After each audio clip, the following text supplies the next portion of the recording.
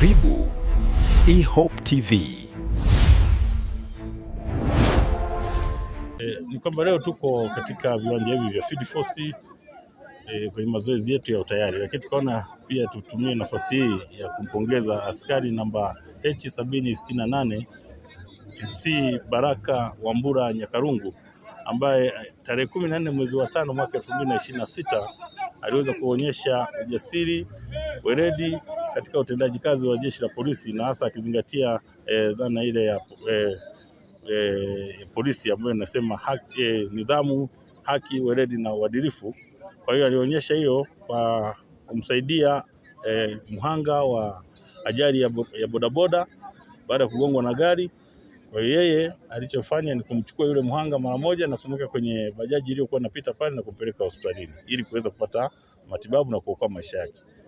Kwa hiyo tuliona kwamba amefanya kazi ambayo kwa kweli ameliwakilisha vyema jeshi la polisi na hususan jeshi la polisi mkoa wa Mbeya, lakini kwa dhana nzima ile ya polisi jamii kwa kweli alionyesha weledi kwa hali ya juu.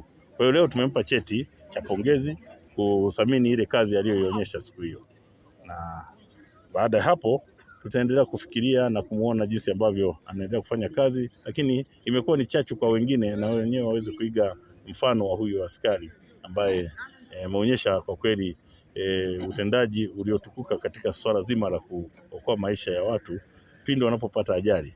Kwa hiyo tunamshukuru sana. Naitwa askari namba H768 PC Baraka Wambura Nyakarungu.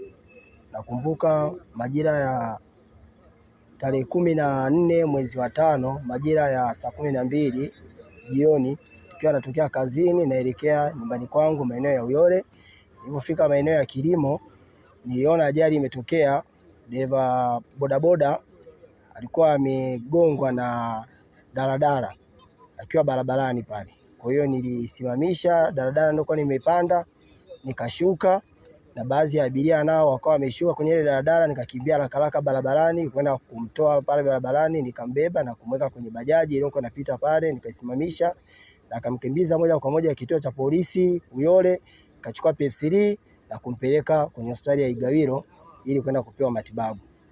Kwa hiyo ninapenda kushukuru kwa zawadi ambayo nimepewa ya cheti. Namshukuru afande RPC mkoa wa Mbeya, na pia namshukuru sana mkuu wa jeshi afande IGP kwa kuona kazi niliyoifanya na kuweza kunipa pongezi ya cheti ambacho nimepewa.